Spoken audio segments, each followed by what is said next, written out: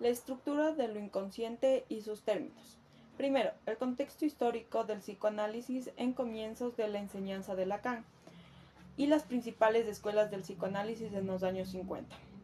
En los años 50, Jacques Lacan comienza a destacar en el ámbito del psicoanálisis, ofreciendo una perspectiva crítica frente a las corrientes dominantes de la época. Lacan se orienta hacia una relectura de las obras de Freud desde un enfoque estructuralista, influido por la lingüística de Saussure y por corrientes filosóficas como el existencialismo y el estructuralismo. Su crítica principal se dirigía al alejamiento del psicoanálisis de los fundamentos freudianos, especialmente lo que respecta al inconsciente y el papel central del lenguaje en la formación del sujeto. En 1953, Lacan inicia su seminario, marcando el comienzo de su influencia en la teoría y en la práctica psicoanalítica. En las principales escuelas del psicoanálisis en los años 50 tenemos primero a la psicología del yo. La psicología del yo tuvo como principales exponentes a Anna Freud y Heinz Hartmann. Esta corriente estaba enfatizada las funciones del yo como mediador entre el ello, el superior y la realidad externa. Su objetivo principal era fortalecer el yo del paciente para mejorar su adaptación a las demandas del entorno, contribuyendo a su estabilidad psíquica. Lacan criticó esta perspectiva ya que consideraba que alejaba el psicoanálisis de su existencia freudiana. En su opinión, este enfoque privilegiaba una visión adaptativa y normativa del individuo, dejando de lado la dimensión disruptiva e inconsciente del deseo. El kleinismo. Melanie Klein desarrolló una teoría centrada en las relaciones objetales tempranas, destacando la fantasía inconsciente y los mecanismos de defensa como la escisión y la identificación proyectiva. También introdujo conceptos fundamentales como las posiciones esquizoparanoides y depresivas, las cuales explican las etapas iniciales del desarrollo psíquico del individuo. Su enfoque clínico fue fundamental ya que influyó mucho el trabajo con los niños, explorando sus aspectos más primitivos del psiquismo. Lacan reconoció el valor clínico de las contribuciones de Klein, pero criticó su énfasis excesivo en las relaciones objetales, argumentando que descuidaban el papel estructurante del lenguaje en la construcción del sujeto.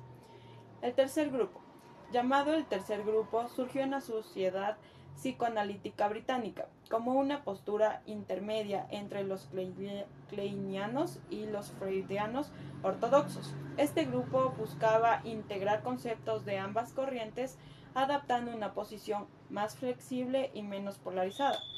Entre sus aportes destacan las teorías de Donald Winnicott con su noción del espacio transicional y la de John Bowlby con la teoría del apego.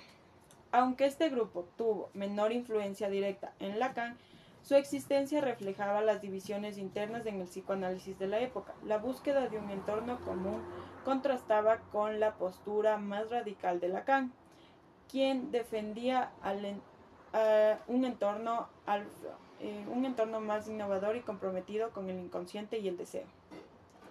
Segundo, de la primicia del signo y a la primicia del significante. Primicia del signo.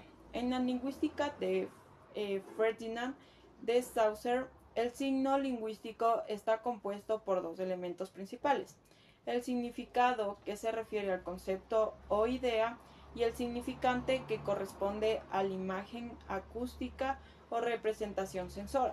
Ambos elementos están unidos de manera arbitraria para formar un todo, que se utiliza en la comunicación. Esta perspectiva da igual importancia tanto al significado como al significante. Primicia del significante. Jacques Lacan introduce un cambio radical al dar preeminencia al significante sobre el significado en su comprensión del inconsciente. Según Lacan, el significante no está fijado en un significado único. Más bien, los significantes se enlazan en una cadena donde se desplazan y generan múltiples sentidos. Este proceso está vinculado al deseo, ya que el sujeto nunca logra un significado pleno, debido a una falta inherente, lo que Lacan denomina el objeto A, inconsciente estructurado como un lenguaje. El psicoanálisis Lacan sostiene que el inconsciente está estructurado como un lenguaje. Esto significa que el inconsciente funciona según las leyes del significante, especialmente a través de las figuras de la metáfora, sustitución y la metonimia, desplazamiento. Por lo tanto, los síntomas del sujeto pueden interpretarse como inscripciones significantes que revelan un deseo inconsciente.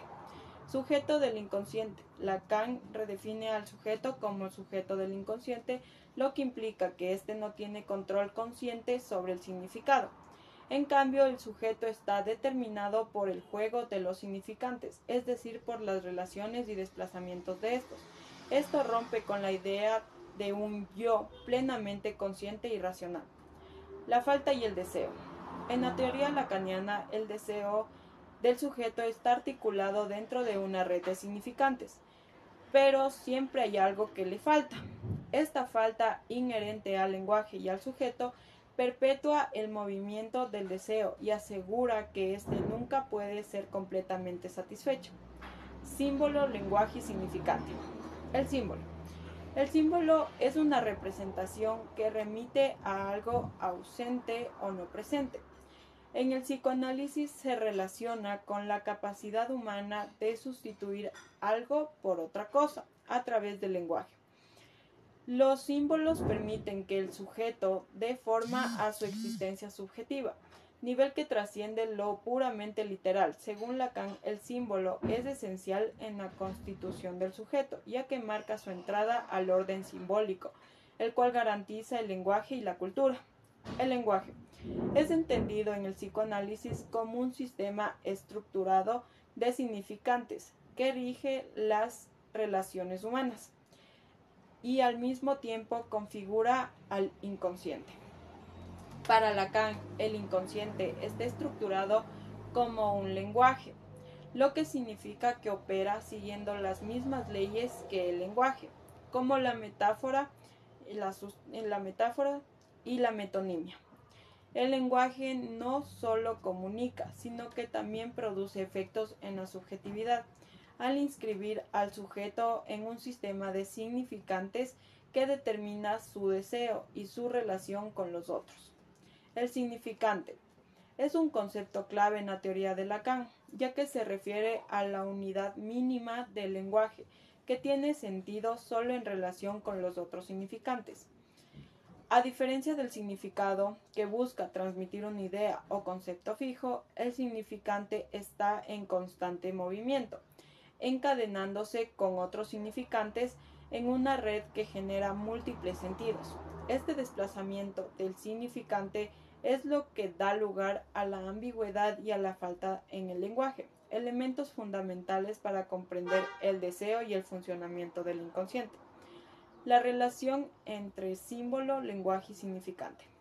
En el psicoanálisis, el símbolo, el lenguaje y el significante están profundamente entrelazados. El símbolo es una manifestación de la capacidad humana de usar significantes para representar algo que falta. El lenguaje es un sistema de significantes que organiza el mundo simbólico del sujeto, mientras que el significante, en su relación diferencial con los significantes, estructura el inconsciente y da forma al deseo. Estos conceptos juntos permiten entender cómo el sujeto se inserta en el orden simbólico y cómo su subjetividad está mediada por el lenguaje. Del Edipo a la metáfora del nombre del padre. La novela edípica. El complejo de Edipo, como lo formuló Sigmund Freud, es una base crítica para el desarrollo psicosexual de los niños, que ocurre entre los 3 y 6 años, en la etapa fálica. Durante este periodo, el niño experimenta deseos inconscientes hacia su madre, quien ve como el objeto de su afecto y deseo sexual, mientras que al mismo tiempo siente celos y rivalidad con su padre, quien representa una figura de autoridad y competencia en la relación. Freud considera que estos sentimientos son universales, aunque su resolución puede variar dependiendo de los factores psicológicos y sociales. El término novela edípica surge de la idea que ciertas historias, tanto en la literatura como en la vida de las personas, reflejan este mismo conflicto, el complejo de Edipo. La tragedia de Edipo, escrita por Sócrates, es un ejemplo clásico. En ella, Edipo, sin saberlo, mata a su padre y se casa con su madre, lo que refleja el conflicto inconsciente del deseo, desear a la madre, y la rivalidad, sentir que el padre es un obstáculo para ese deseo. Edipo no es consciente de estos impulsos y el destino parece que ya está marcado, lo que también se relaciona con la noción freudiana de que en el fondo los deseos inconscientes de un niño pueden influir en la manera significativa de su vida, aunque no los perciba conscientemente. Freud usó esta figura metonímica para ilustrar cómo el inconsciente del niño existe en un deseo de superar al padre para ganar el amor de la madre. Esto puede generar un sentimiento de culpabilidad en si el niño percibe que esos deseos son inapropiados o prohibidos por las normas sociales, como el incesto.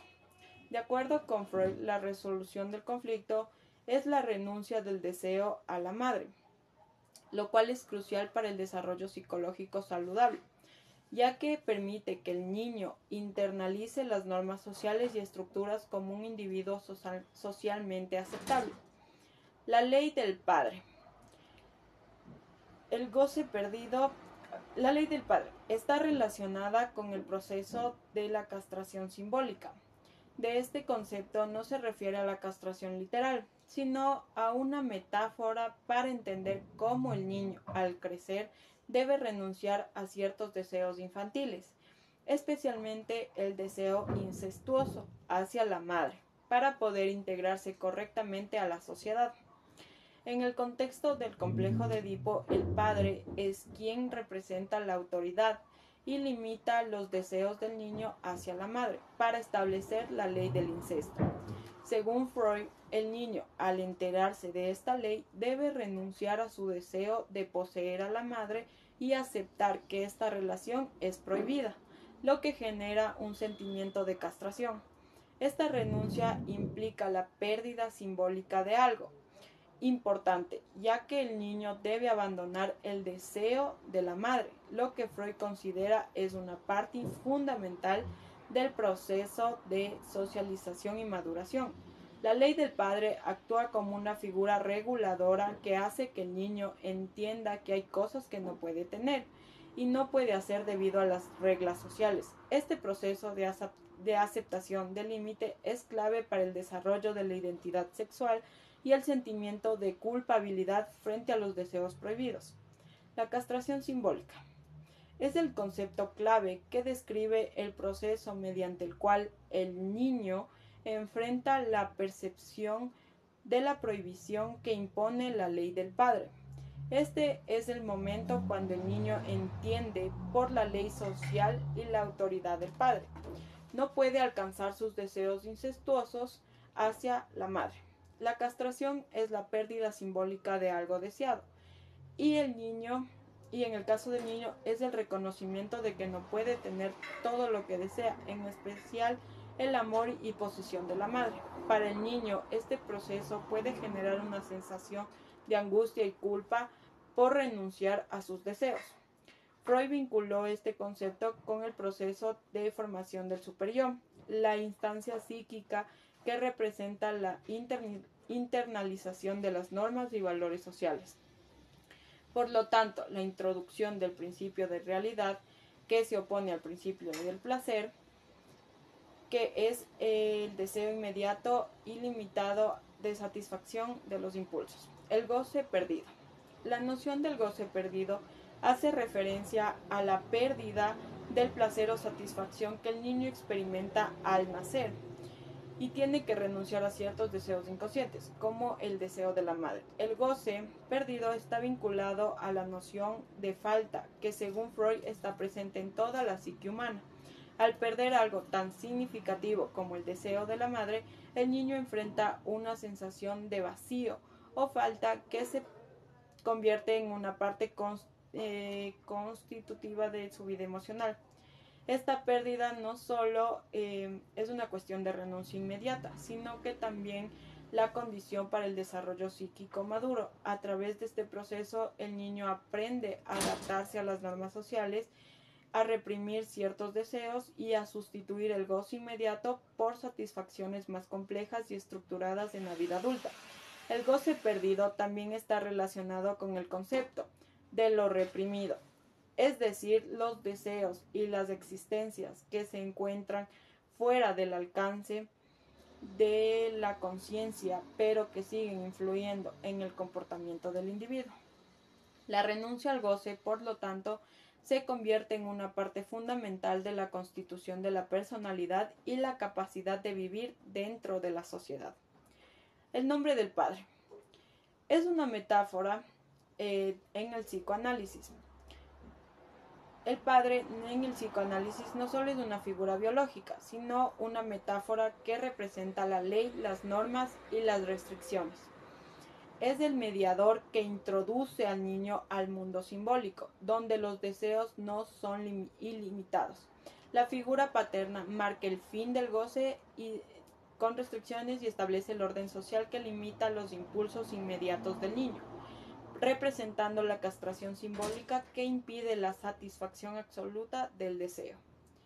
Tiempos lógicos del Edipo. El complejo de Edipo describe cómo el niño pasa por diferentes etapas en su relación con los padres. Primero, el deseo hacia la madre. El niño desea a la madre viendo en ella la fuente del placer. 2. La intervención del padre. El padre entra como una figura de autoridad, imponiendo la prohibición. Esto genera un conflicto en el niño, quien siente la amenaza de perder algo y enfrenta el miedo a la castración. 3. La renuncia y aceptación del orden. El niño renuncia al deseo hacia la madre y acepta la ley impuesta por el padre. Se identifica con el padre y entra en el orden simbólico, donde los deseos están regulados por las normas sociales. Metáfora y metonimia. La metáfora, según Lacan, es un proceso mediante el cual un significante sustituye a otro, creando un nuevo significado que resulta de esa combinación. Este mecanismo explica cómo el inconsciente tiene ciertas ideas reprimidas, emergen bajo formas simbólicas que no son evidentes a primera vista. Lacan relaciona la metáfora con el proceso freudiano de condensación, que ocurre en los sueños, los síntomas y los lapsus. La condensación implica que múltiples significados se agrupan en una sola representación. Es por eso que una imagen en un sueño puede tener múltiples interpretaciones, ya que está cargada de sentidos que se han condensado en una sola figura o palabra. La metonimia. Por su parte, la metonimia no opera sustituyendo un significante por otro, sino desplazándolo hacia algo cercano o relacionado, en un mecanismo de asociación por continuidad, donde un término evoca en otro debido a su proximidad. Lacan asocia la metonimia con el proceso freudiano de desplazamiento, que ocurre cuando la energía emocional o simbólica de un contenido reprimido se traslada a otro elemento más aceptable. Esto se evidencia en los sueños, donde un detalle aparentemente trivial puede estar cargado de un significado inconsciente desplazado. Relación entre metáfora y metonimia. Para Lacan, la metáfora y la metonimia son dos mecanismos principales a través de los cuales opera el inconsciente.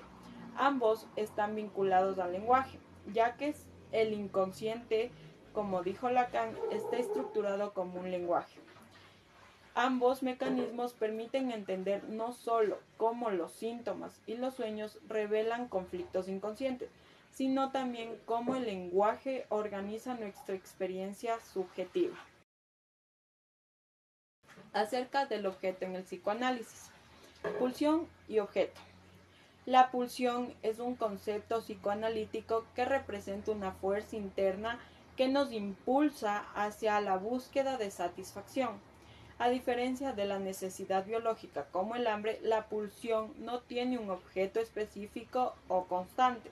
El objeto de la pulsión es aquello que permite aliviar la tensión, pero no necesariamente satisface completamente el impulso. Por ejemplo, en el caso de la pulsión sexual, el objeto puede variar y no siempre lleva a una satisfacción plena, ya que la pulsión es inagotable y siempre busca algo más. La angustia, señal del objeto. La angustia es una emoción que surge cuando el objeto que normalmente calma una pulsión no está presente y está en peligro de desaparecer. En términos psicoanalíticos, la angustia actúa como una señal de alerta, indicando que algo esencial para el equilibrio psíquico está en juego. Es la sensación de vacío o amenaza cuando no se puede acceder al objeto deseado, lo que genera una profunda inquietud. La angustia nos confronta con la falta, recordándonos la imposibilidad de satisfacer completamente nuestras pulsiones.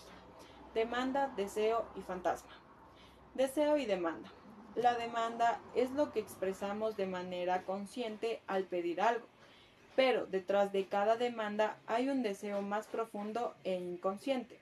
La demanda puede satisfacer necesidades inmediatas, pero el deseo va más allá, buscando algo que nunca se puede alcanzar completamente. El deseo está ligado a lo que falta, a lo que nos hace sentir incompletos. Es la fuerza que impulsa a nuestras acciones y decisiones, pero a menudo permanece en el ámbito de lo inconsciente, manifestándose indirectamente. Introducción al fantasma. El fantasma es una construcción mental que organiza nuestros deseos inconscientes y actúa como un escenario imaginario donde se proyectan nuestras fantasías, miedos y conflictos internos. A través del fantasma, el individuo da sentido a sus deseos y se relaciona con la falta. Es una especie de guión inconsciente que nos ayuda a manejar la tensión entre lo que deseamos y lo que la realidad nos ofrece. En este sentido, el fantasma no solo organiza deseos, sino que también nos protege del dolor de confrontar directamente la imposibilidad de satisfacer por completo nuestros deseos.